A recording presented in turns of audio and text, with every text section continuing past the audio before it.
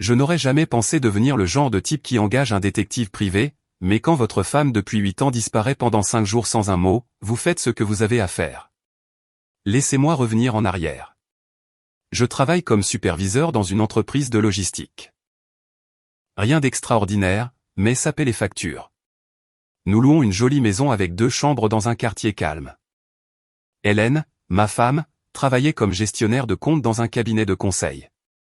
Nous avions ce que je pensais être un mariage solide. Pas parfait, mais sincère. Mardi soir, elle est rentrée du travail, a jeté son sac sur le canapé et a dit qu'elle devait aller voir son amie Zoé pendant quelques jours. Une urgence familiale, a-t-elle dit. J'ai demandé si tout allait bien, si elle avait besoin que je l'accompagne. Elle m'a repoussé, disant que c'était personnel, des trucs de fille, rien dont je devais m'inquiéter. Mercredi matin, je lui ai envoyé un SMS, aucune réponse. J'ai appelé vers l'heure du déjeuner, je suis tombé directement sur la messagerie. Jeudi, la même chose. Vendredi, j'ai commencé à appeler Zoé directement. Elle a décroché à la 3e sonnerie. Et, est-ce qu'Hélène est là avec toi? Silence. Puis, quoi? Non, je ne l'ai pas vue depuis des semaines. C'est à ce moment-là que mon sang n'a fait qu'un tour. Pas de la panique, juste la froide certitude que quelque chose n'allait pas du tout. Je n'ai pas perdu de temps avec des théories. J'ai appelé un détective privé samedi matin. Un gars nommé Charles. Il m'avait été recommandé par un collègue de travail. Je lui ai tout raconté. Il a dit qu'il commencerait immédiatement. Hélène a franchi la porte d'entrée lundi soir comme si de rien n'était. Aucune explication, aucune excuse, elle a juste laissé tomber son sac de voyage dans le couloir et s'est dirigée vers la cuisine pour prendre de l'eau. J'étais assis à la table de la salle à manger, je n'ai pas dit un mot, je l'ai juste regardée. Elle s'est retournée, m'a vu la fixer comme si c'était moi qui étais difficile. Ne commence pas, a-t-elle dit. Commencer quoi? L'interrogatoire. Je ne participe pas à ça. J'ai gardé une voix posée. 5 jours, Hélène. Tu es partie 5 jours. Tu as menti sur l'endroit où tu allais. Tu as ignoré chaque appel, chaque SMS. Elle a croisé les bras. Ma vie, mes règles. Ne pose aucune question. J'ai hoché la tête lentement. Absolument. Cela l'a prise au dépourvu. Elle s'attendait à une dispute. Des cris, des accusations, du drame. Au lieu de cela, je me suis levé, j'ai marché jusqu'au comptoir et j'ai ramassé un dossier que j'y avais placé 1 heure plus tôt. Puisque nous établissons des règles, ai-je dit en faisant glisser le dossier sur la table vers elle, voici les miennes. Elle a froncé les sourcils, l'a ouvert. Son visage est devenu livide. Des photos, des dizaines de photos. Hélène est un gars que je n'avais jamais vu auparavant. S'enregistrant dans un complexe hôtelier à 2 heures de la ville. Se tenant la main au bord de la piscine, s'embrassant dans le hall de l'hôtel. Le détective avait fait un travail minutieux. Horodatage, emplacement, il avait même récupéré les images de sécurité du parking de l'hôtel montrant sa voiture. Quoi? Où as-tu eu ça? J'ai engagé quelqu'un jeudi. Il travaille vite. Elle a feuilleté les pages, ses mains tremblant maintenant. Il y avait aussi des relevés bancaires. Des retraits au guichet automatique qu'elle avait effectués, tous près du complexe hôtelier. Des reçus de restaurant, une note de service d'étage pour 2. Ce n'est pas ce que tu crois, a-t-elle commencé. J'ai levé la main. Arrête. Je vais nous faire gagner du temps à tous les deux. Le détective a également récupéré des messages supprimés de tes relevés téléphoniques. Je sais exactement ce que c'est. Sa bouche s'est ouverte, puis refermée. Elle a essayé de se ressaisir, changeant de tactique. La colère a suivi. Tu m'as fait suivre. Tu as envahi ma vie privée. Tu as disparu pendant 5 jours et tu as menti à ce sujet. J'avais tout à fait le droit de découvrir la vérité. Elle a refermé violemment le dossier. C'est exactement pour ça que j'avais besoin d'espace. Tu ne m'as jamais fait confiance. Tu as toujours. Hélène, je ne te faisais pas confiance parce que tu n'étais pas digne de confiance. C'est comme ça que fonctionne la confiance. Le sarcasme ne lui a pas échappé. Sa mâchoire s'est crispée. Nous pouvons surmonter ça, a-t-elle dit, plus doucement cette fois, essayant une approche différente. Une thérapie de couple. Nous pouvons arranger les choses. J'ai glissé la main dans la poche de ma veste et j'en ai sorti une autre enveloppe. Celle-ci était plus épaisse. Je l'ai posée sur le dossier. Les papiers du divorce, déjà déposés. Tu devras les signer. La couleur a de nouveau quitté son visage. Tu n'es pas sérieux. Totalement sérieux. Pour une seule erreur? Après 8 ans? Je me suis adossé au comptoir, les bras croisés. Ce n'était pas une erreur. C'était 5 jours de choix délibérés. Tu l'as planifié. Tu as menti. Tu m'as ignoré. Et puis tu es rentré ici et tu as essayé de me dicter des règles, comme si j'étais censé accepter qu'on me manque de respect dans ma propre maison. Elle a commencé à pleurer. Je l'avais déjà vu pleurer auparavant, mais cette fois, c'était différent. Calculé. Elle testait pour voir si ça marcherait. Ça n'a pas marché. J'ai besoin que tu quittes cette maison d'ici la fin de la semaine, ai-je dit calmement. Le bail est à nos deux noms, mais j'ai déjà parlé au propriétaire. Je reprends le bail à mon nom. Tu ne vas pas rester ici. Tu ne peux pas me mettre à la porte comme ça. Je ne te mets pas à la porte. Je te demande de partir. Si tu refuses, je rendrai cette affaire beaucoup plus publique qu'elle ne doit l'être. Tes parents, tes amis, tes collègues. Tout le monde saura exactement pourquoi nous divorçons. Elle m'a dévisagé comme si elle ne me reconnaissait pas. Tant mieux. Peut-être qu'elle ne m'avait jamais vraiment connu, après tout. Je ferai mes valises ce soir, a-t-elle murmuré. J'ai hoché la tête. Ça me va. Elle a attrapé le dossier et les papiers du divorce, s'est tournée vers le couloir et s'est arrêtée. Je ne pensais pas que tu ferais ça un jour. Moi non plus, ai-je répondu. Mais nous y voilà. Elle a disparu dans la chambre. Je suis resté dans la cuisine, je me suis servi un verre et je me suis rassis à la table. Mon téléphone a vibré. Un SMS de Charles, le détective. Faites-moi savoir si vous avez besoin d'autre chose. Vous avez bien géré ça. Il s'était garé dehors au cas où les choses dégénéreraient. Je lui avais dit plutôt que je ne pensais pas qu'elle deviendrait violente, mais il avait insisté pour rester dans les parages. Un vrai professionnel. Je lui ai répondu, merci. Je pense que c'est bon pour la suite. J'ai entendu des tiroirs claquer dans la chambre, des cintres grincer sur la tringle du placard. Elle était vraiment en train de faire ses valises. Une partie de moi pensait qu'elle essaierait de négocier, de gagner du temps, de manipuler pour pouvoir rester. Mais elle savait que les preuves étaient accablantes. Le détective ne s'était pas contenté de la prendre sur le fait. Il avait tout documenté. Il n'y avait aucune version de cette histoire où elle en ressortait innocente. J'ai fini mon verre, je l'ai rincé et je l'ai posé dans l'évier. Demain, j'appellerai mon avocat pour confirmer les prochaines étapes.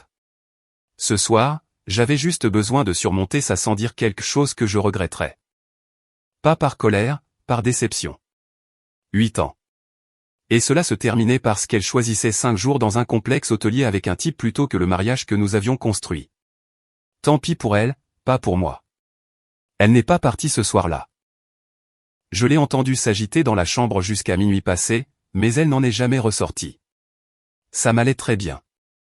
J'ai dormi sur le canapé, pas par chevalerie, mais parce que je ne voulais pas être dans la même pièce qu'elle.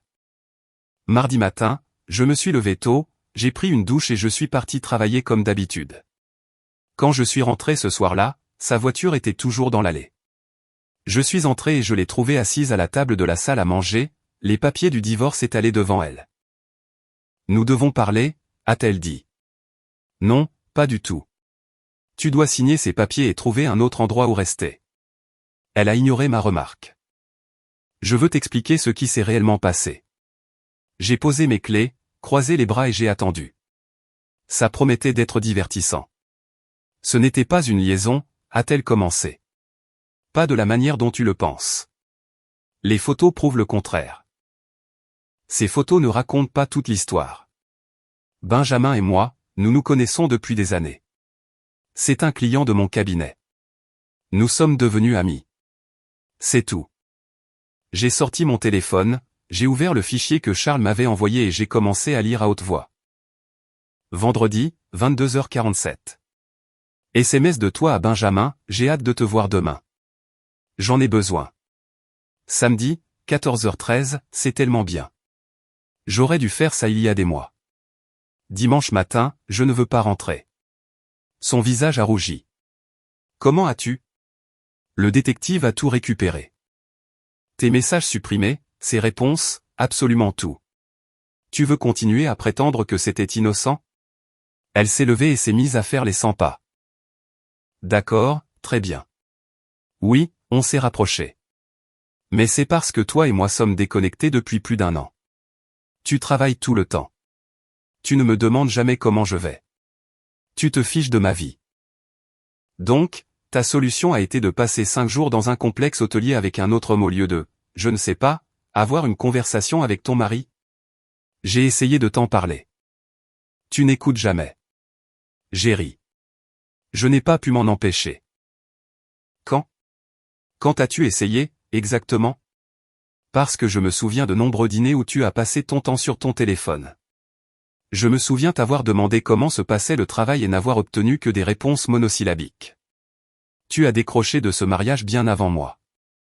Hélène s'est rassise, plus douce maintenant. La colère ne fonctionnait pas, alors elle est repassée à la vulnérabilité. Classique. J'ai fait une erreur, a-t-elle dit doucement. Une terrible erreur. Mais tout le monde fait des erreurs. Ça ne veut pas dire qu'on doit jeter tout ce que nous avons construit. Tu n'as pas fait une erreur. Tu as fait un choix. En fait, des dizaines de choix. Tu as choisi de mentir. Tu as choisi de réserver cette chambre d'hôtel. Tu as choisi d'ignorer mes appels. Tu as choisi de revenir ici et d'agir comme si tu avais l'autorité de m'interdire de poser des questions. Elle s'est essuyée les yeux.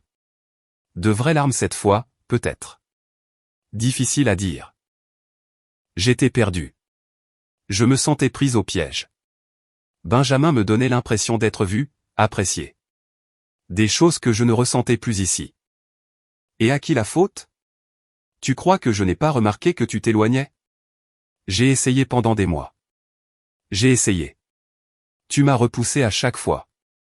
Alors ne reste pas assise là à me reprocher les choix que tu as faits. Elle a baissé les yeux sur les papiers. Et si je ne signe pas? Alors mon avocat engagera une procédure contentieuse. Ça prend plus de temps, ça coûte plus cher et ça devient plus compliqué. Mais le résultat est le même. C'est fini. Hélène, tu peux rendre ça facile ou difficile. Mais d'une manière ou d'une autre, ça va se faire. Et la maison? Mes affaires? Prends tes affaires. Je t'ai déjà dit que je gardais le bail. Tu dois trouver ton propre logement. Je n'ai pas les moyens pour ça en ce moment. J'ai haussé les épaules. Tu aurais dû y penser avant de passer 5 jours dans un complexe hôtelier. Sa mâchoire s'est crispée. Voilà. La colère qui revenait. Tu es cruel. Non, je suis juste. Être cruel, ce serait envoyer ces photos à tout ton bureau, à tes parents. À tous ceux qui pensent que tu es une sorte de victime dans tout ça. Ses yeux se sont écarquillés. Tu n'oserais pas. Signe les papiers. Déménage discrètement et nous pourrons tous les deux passer à autre chose. Continue de me pousser à bout et je ferai en sorte que tout le monde sache exactement ce qui s'est passé. Elle m'a dévisagé pendant un long moment, puis a pris le stylo et a signé la première page, puis la deuxième, puis la troisième. Sa main tremblait à la fin, mais elle les a toutes signées. Voilà, a-t-elle dit en poussant les papiers vers moi.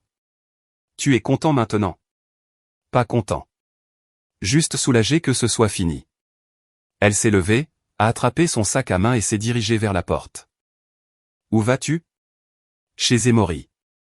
Elle a dit que je pouvais dormir chez elle un moment. Bien. Quand vas-tu récupérer le reste de tes affaires? Demain. Je passerai quand tu seras au travail. D'accord. Laisse la clé sur le comptoir quand tu auras terminé. Elle s'est arrêtée à la porte, s'est retournée. Tu sais, je pensais vraiment que tu te battrais pour nous. J'ai croisé son regard. Il n'y a plus rien pour quoi se battre. Tu as tout détruit.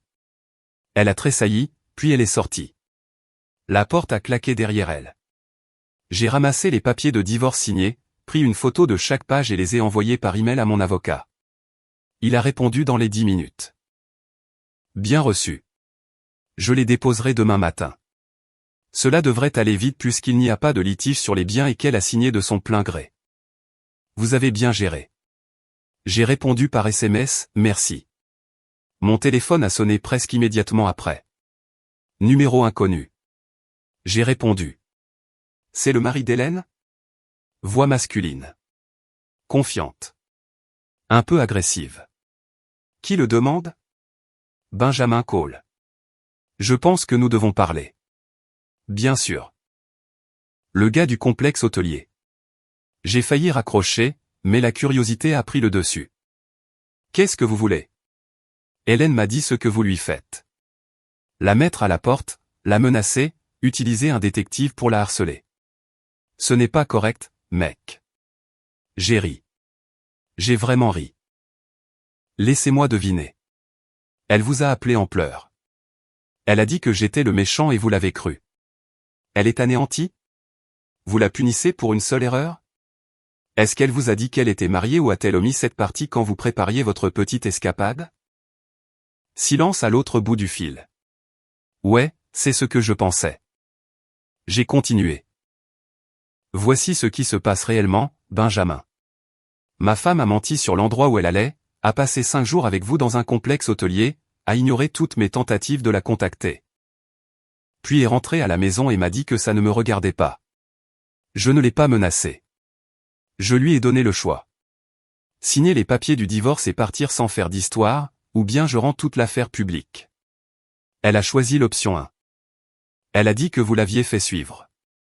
J'ai engagé un détective professionnel après sa disparition et quand j'ai découvert qu'elle avait menti sur l'endroit où elle se trouvait. Ce n'est pas du harcèlement. C'est pour me protéger. Écoutez, mec. Je ne savais pas qu'elle allait vous quitter. Elle m'a dit que le mariage était déjà fini. L'histoire tombe bien. Mais voici le truc, Benjamin. Je me fiche de vous, en fait. Vous la voulez? Elle est toute à vous. Bonne chance avec ça. Mais arrêtez d'appeler sur mon téléphone. J'ai raccroché. 5 minutes plus tard, Hélène m'a envoyé un SMS. Benjamin m'a dit que tu avais été impoli avec lui. J'ai répondu, ton petit ami n'est pas mon problème. Arrête de me contacter à moins que ce ne soit pour le divorce. Elle n'a pas répondu. Je suis resté assis là pendant 1 minute à assimiler tout ça. Les papiers signés, la confrontation, Benjamin m'appelant comme s'il avait le droit de donner son avis sur mon mariage. L'absurdité de tout cela a failli me faire rire à nouveau. Mais surtout, je me sentais juste fatigué. Ni triste, ni en colère, juste fatigué. Demain, j'irai travailler, je me concentrerai sur les projets que j'avais négligés, et je commencerai à imaginer à quoi ressemblerait ma vie sans elle.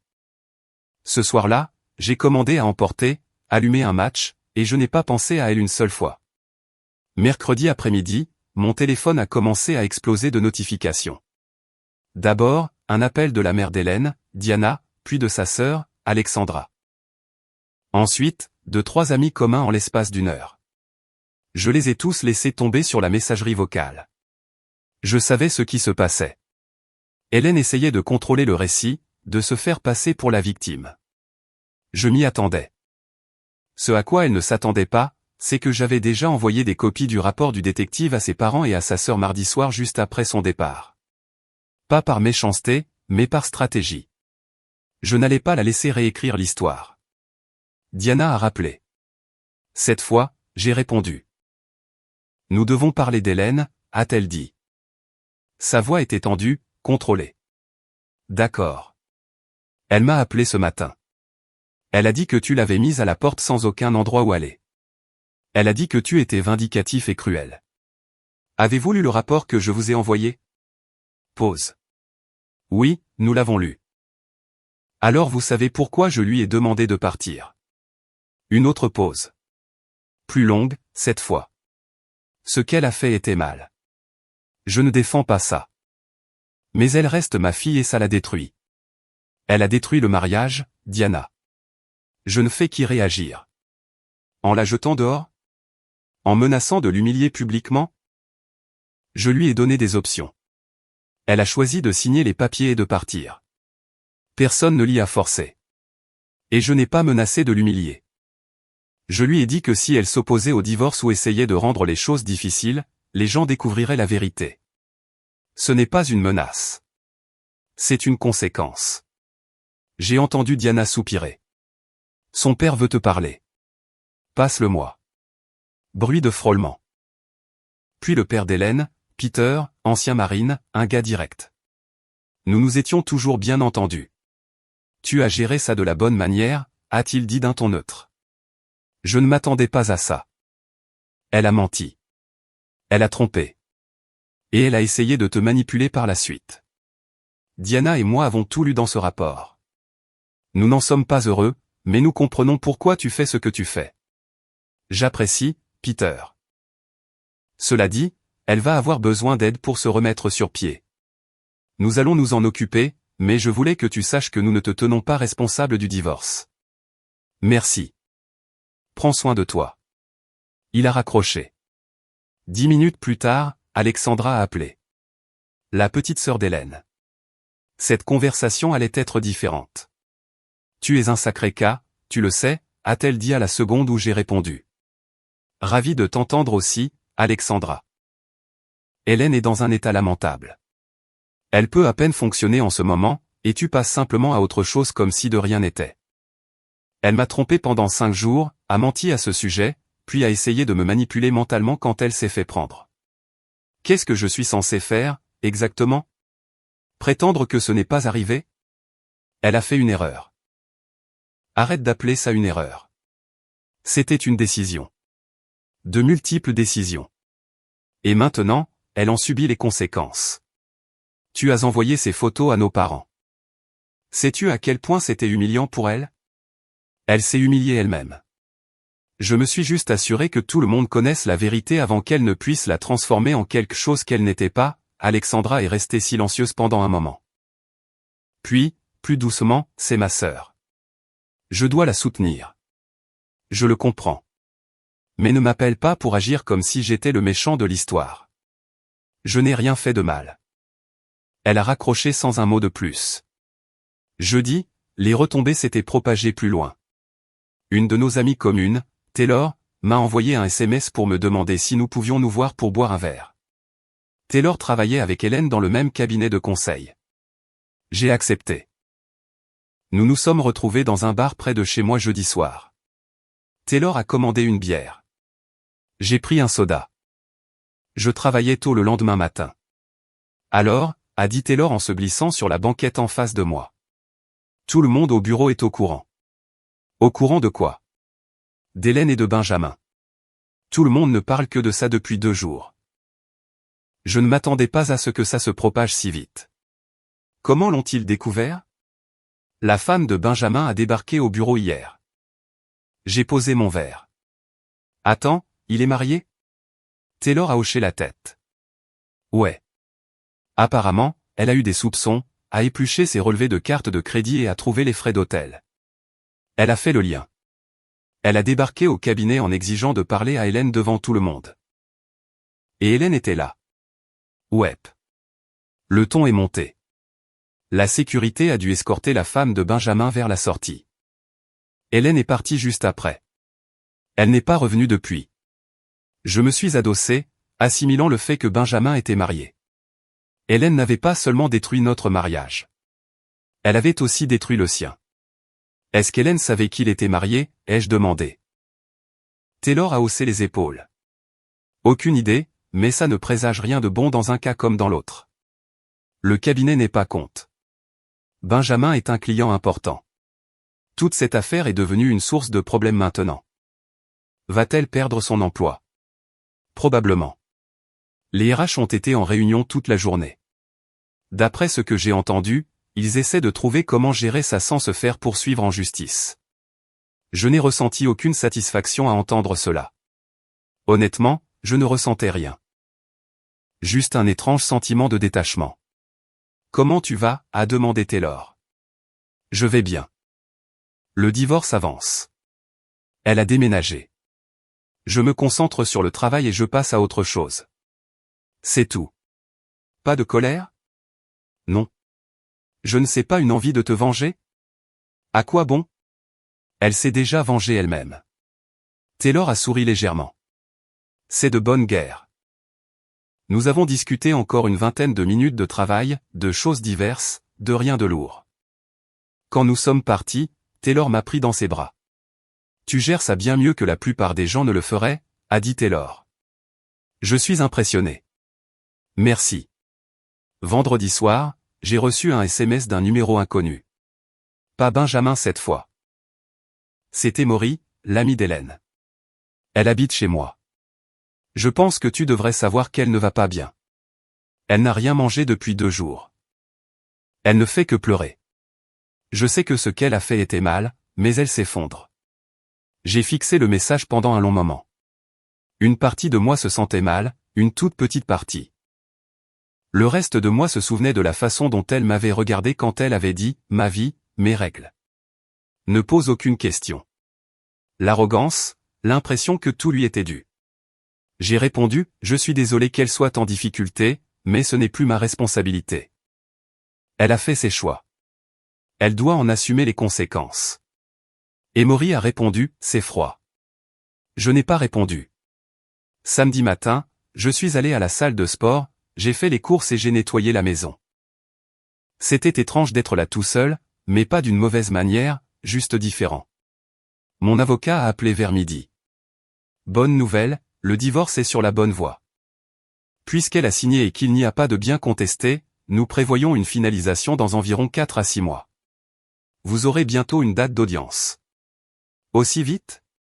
Quand les 2 parties sont d'accord et qu'il n'y a pas de complications, oui, ça va vite.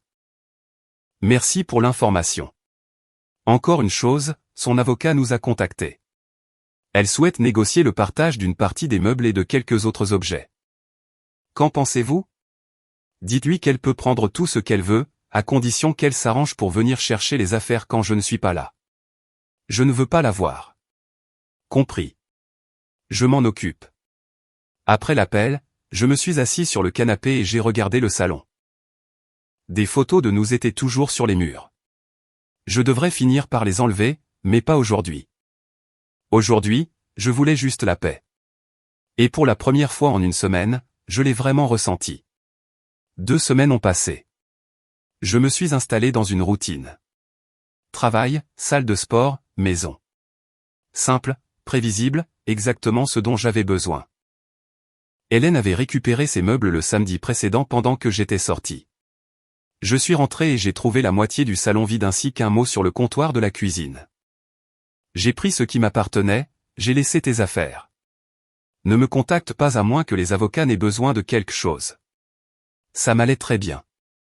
Lundi matin, j'étais dans une réunion de projet quand mon téléphone a vibré. SMS de Taylor. Hélène s'est fait virer. J'ai pensé que tu devrais le savoir. J'ai attendu la fin de la réunion pour répondre. Que s'est-il passé? Taylor m'a appelé au lieu de répondre par SMS. Les RH ont pris la décision vendredi après-midi. Ils ont invoqué un conflit d'intérêts et une violation de la politique de l'entreprise. Apparemment, s'impliquer avec un client, surtout un homme marié, enfreignait de multiples clauses de son contrat. C'est dur. Ce n'est pas le pire. L'entreprise de Benjamin a retiré son contrat avec le cabinet. Ça leur coûte plus de 200 000 $ de revenus annuels. La direction n'était pas contente. Ils ont fait d'elle un exemple. Je ne savais pas quoi répondre à cela. Oui, Hélène avait fait des choix terribles, mais perdre son emploi semblait être une lourde conséquence. Comment l'as-tu découvert, ai-je demandé. Elle a envoyé un email à toute l'équipe ce matin. Un long message expliquant à quel point elle était injustement ciblée, comment l'entreprise l'a laissé tomber, tout ça. Personne n'a répondu. Personne. Pas une seule personne. Écoute, je me sens mal pour elle à un certain niveau, mais elle a cherché ce qui lui arrive. Tout le monde sait ce qui s'est passé. Certains sont compatissants, mais la plupart veulent juste prendre leur distance avec la situation. Après avoir raccroché, je suis resté assis à mon bureau à regarder dans le vide. Une partie de moi se demandait si je devais la contacter, voir si elle allait bien. Puis je me suis souvenu du rapport du détective, des SMS, des mensonges, de la façon dont elle m'avait regardé quand elle avait dit « ma vie, mes règles ». Non, elle n'était plus mon problème. Ce soir-là, je suis rentré et j'ai trouvé Hélène assise sur les marches devant la maison. Notre maison. Ma maison maintenant techniquement, mais les vieilles habitudes ont la vie dure. Je me suis garé dans l'allée et je suis sorti lentement de la voiture. Elle s'est levée, l'air plus maigre que dans mes souvenirs. Fatiguée. Que fais-tu ici, ai-je demandé en gardant mes distances. J'avais besoin de te parler. Nous n'avons rien à nous dire. Les avocats peuvent s'occuper de ce qu'il y a à gérer. J'ai perdu mon travail. Sa voix s'est brisée. J'en ai entendu parler. C'est tout? Tu en as entendu parler? J'ai déverrouillé la porte d'entrée.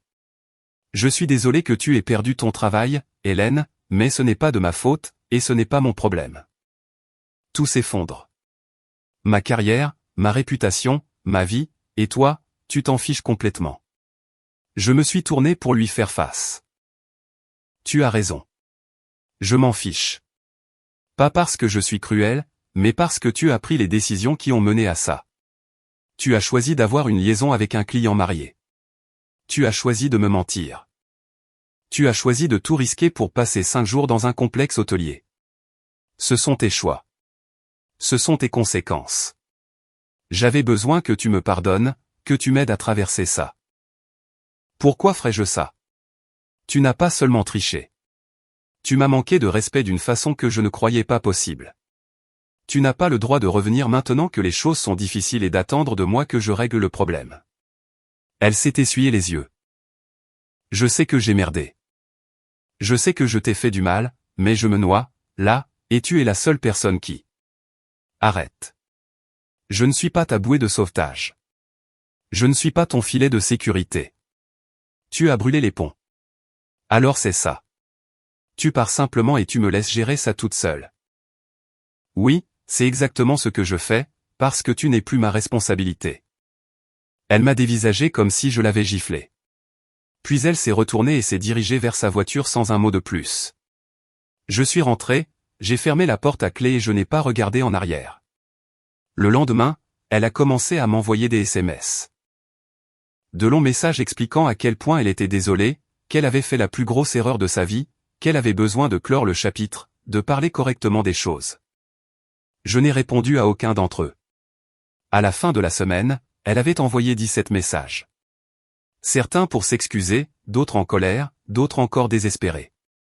J'ai bloqué son numéro. Vendredi soir, mon avocat m'a appelé. L'avocat d'Hélène veut retarder la procédure de divorce. Il dit qu'elle traverse une période difficile et a besoin de plus de temps pour tout assimiler. Refusé. Nous allons de l'avant comme prévu. C'est ce que je leur ai dit. Je voulais juste vous tenir au courant. J'apprécie. Encore une chose. Elle demande si vous seriez prêt à la rencontrer en face à face. Elle dit qu'elle veut s'excuser correctement. Non. C'est bien ce que je pensais, je vais les en informer. Après l'appel, je me suis servi un verre et me suis assis sur la terrasse arrière. Le soleil se couchait, l'air se rafraîchissait. Paisible. Mon téléphone a vibré. Un email d'Hélène, cette fois. Objet, s'il te plaît, lis ceci. J'ai failli le supprimer sans l'ouvrir, mais la curiosité l'a emporté. L'email faisait 3 paragraphes. S'excusant à nouveau, expliquant qu'elle avait tout perdu et qu'elle ne savait pas comment avancer, demandant si nous pouvions au moins discuter, même si cela ne changeait rien. À la fin, je comprends si tu me détestes. J'ai juste besoin de savoir s'il y a une part de toi qui tient encore à moi, même un peu. J'ai fermé l'email sans répondre. Est-ce que je tenais à elle? À un certain niveau, peut-être. 8 ans ne s'effacent pas comme ça, mais avoir de l'affection et faire quelque chose à ce sujet sont 2 choses différentes. Elle avait fait ses choix. J'avais fait les miens et les miens signifiaient avancer sans elle. Samedi, je suis allé à un barbecue chez un collègue de travail. C'était la première sortie sociale que je faisais depuis la séparation. Les gens m'ont demandé comment j'allais. Je suis resté vague, disant que je tenais le coup, que je prenais les choses au jour le jour. Personne n'a insisté pour avoir des détails. Il n'en avait pas besoin. Tous ceux qui étaient présents en savaient bien assez. Lincoln, un des gars de mon service, m'a pris à part vers la fin de la soirée. Tu as l'air d'aller bien, mec. Honnêtement, mieux que je ne l'espérais. Je me concentre juste sur ce que je peux contrôler. C'est la bonne approche. Mon frère a divorcé il y a quelques années. Ça l'a anéanti. Mais toi? Tu gères ça comme un professionnel. J'ai haussé les épaules. Pas grand-chose d'autre à faire. Je ne peux pas changer ce qui s'est passé. Je ne peux que décider de la manière dont j'y réagis. Il a hoché la tête. Intelligent. Sur le chemin du retour, j'ai repensé à cela, à la façon dont je gérais la situation. Honnêtement, j'étais fier de moi. Je ne m'étais pas effondré. Je n'avais pas supplié. Je n'avais pas compromis ma dignité. J'aurais pu rendre les choses laides. J'aurais pu balancer ces photos sur tous les réseaux sociaux. J'aurais pu les envoyer à tous ceux qu'elle connaissait, mais je ne l'ai pas fait parce que ce n'est pas qui je suis. Je lui ai donné des conséquences, de justes conséquences, et je suis passé à autre chose. Quand je suis arrivé chez moi, il n'y avait aucun SMS, aucun email, aucun appel, juste le silence, et c'était exactement ce qu'il fallait. 3 mois après le début de la procédure de divorce, les choses avançaient bien. Mon avocat m'a dit que nous aurions une date d'audience dans quelques semaines. Hélène avait cessé d'essayer de me contacter après que j'ai bloqué son numéro. La vie était calme. Puis une nuit, vers 23 heures, quelqu'un a frappé à ma porte. Des coups forts et persistants. J'ai regardé par le Judas. Hélène. J'ai failli ne pas ouvrir, mais je voulais que ça se termine proprement, alors j'ai déverrouillé la porte et je me suis tenu sur le pas de la porte. Je ne l'ai pas invitée à entrer. Elle avait l'air pire que la dernière fois que je l'avais vue. Des cernes sous les yeux, les cheveux tirés en arrière de façon désordonnée, vêtue d'un pantalon de survêtement et d'une vieille veste. Que veux-tu? J'ai besoin de te dire quelque chose, s'il te plaît. Juste 5 minutes. J'ai croisé les bras. Tu en as 3. Elle a pris une inspiration tremblante. Je sais que j'ai tout gâché. Je sais que tu ne me pardonneras jamais, mais j'ai besoin que tu comprennes que ce que j'ai fait était la plus grande erreur de ma vie. J'ai tout perdu. Mon travail, mes amis, ma famille me parlent à peine. Et je t'ai perdu. Tu ne m'as pas perdu. Tu m'as jeté. Je sais. Je le sais maintenant. Mais quand j'étais avec Benjamin, je ne pensais pas clairement. Je m'étais convaincu que j'étais malheureuse, que j'avais besoin de quelque chose de différent. Mais j'avais tort. J'aurais dû t'en parler. J'aurais dû me battre pour nous au lieu de fuir. Et maintenant, qu'est-ce que tu attends de moi? Que je te reprenne? Que je prétende que rien de tout ça ne s'est passé? Non, je sais que ce n'est pas possible.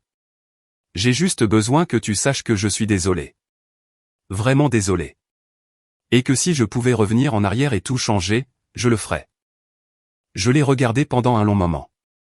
Elle attendait quelque chose. Le pardon, peut-être, ou qu'on la rassure sur le fait qu'elle n'était pas une personne horrible. Je n'allais lui accorder ni l'un ni l'autre. Je crois que tu es désolé, ai-je dit. Mais être désolé ne répare pas ce que tu as brisé. Tu as fait des choix qui ont mis fin à notre mariage. Tu ne peux pas revenir maintenant et espérer tourner la page ou obtenir le pardon juste parce que les choses ne se sont pas passées comme tu l'avais prévu. Je voulais juste que tu le saches. Je sais. Et maintenant je l'ai entendu, mais ça ne change rien. Nous allons toujours divorcer. Tu vas toujours subir les conséquences de ce que tu as fait, et je vais toujours aller de l'avant sans toi. Son visage s'est décomposé. Alors c'est ça. C'est ça. Elle est restée là un moment de plus, puis a hoché la tête lentement. D'accord. Je ne t'embêterai plus. Tant mieux. Elle s'est retournée et s'est dirigée vers sa voiture. Je l'ai regardée s'éloigner, puis j'ai fermé la porte et je l'ai verrouillée. Pas de colère, pas de tristesse, juste le sentiment que c'était bel et bien fini. Le lendemain matin, mon avocat a appelé. Nous avons une date d'audience dans 4 semaines à compter d'aujourd'hui. Après ça, c'est officiel. Parfait. 4 semaines plus tard, je me suis assis dans une salle d'audience pendant 20 minutes pendant qu'un juge examinait notre dossier. Pas de drame, pas de dispute, juste des formalités administratives et des signatures. Quand ce fut terminé, je suis sorti de ce tribunal en homme libre. Hélène était déjà partie. Je ne l'ai même pas vue s'en aller. Et c'était exactement comme ça que je le voulais. 6 mois après la finalisation du divorce, j'ai obtenu une promotion au travail, plus de responsabilités, un meilleur salaire, une équipe à gérer. J'avais fait des heures supplémentaires, j'avais fait mes preuves, et ça a payé. J'ai déménagé dans un meilleur appartement à l'autre bout de la ville, avec une seule chambre, mais c'était le mien. Pas de souvenirs partagés, pas de fantômes du passé, juste un nouveau départ. Un après-midi, j'ai croisé Hélène au tribunal. J'y étais pour déposer des documents en vue d'un changement de nom sur de vieux comptes. Elle était là pour autre chose. Je n'ai pas demandé pourquoi. Nous avons échangé un regard à travers le hall. Elle avait meilleure mine que la dernière fois que je l'avais vue. Plus en forme, un peu plus soignée peut-être. Elle s'est approchée. Salut. Salut. J'ai entendu parler de ta promotion. Félicitations. Merci. Silence gêné. Elle est passée d'un pied sur l'autre. Je vais mieux. J'ai trouvé un nouveau travail. Rien à voir avec avant, mais c'est stable. Je vois un thérapeute, je fais un travail sur moi-même. C'est bien. Je suis content que tu ailles mieux. Elle a hoché la tête. Je voulais juste que tu saches que je ne t'en veux pas pour la façon dont tout s'est terminé. Tu as géré ça comme tu devais le faire. Je le respecte. J'apprécie que tu le dises. Une autre pause. Puis elle a souri, un sourire triste, mais sincère. Prends soin de toi. Toi aussi. Elle s'est éloignée. Je l'ai regardée partir, puis je me suis retourné et me suis dirigé vers ma voiture. Pas de sentiments persistants, pas de « et si », juste deux personnes qui avaient été mariées et qui ne l'étaient plus. Je suis rentré chez moi, je me suis arrêté pour prendre à emporter, et j'ai passé la soirée à regarder un match sur mon nouveau canapé dans mon nouvel appartement. La vie était belle. Pas parfaite, mais authentique et entièrement mienne. C'était suffisant. Notre histoire touche à sa fin. Si vous êtes arrivé jusqu'ici, que diriez-vous de vous abonner à notre chaîne? Cela nous aide énormément. J'ai sélectionné 2 autres vidéos pour vous, qui, j'en suis sûr, vous plairont. N'hésitez pas à cliquer dessus. Je vous attends dans la prochaine histoire. À bientôt.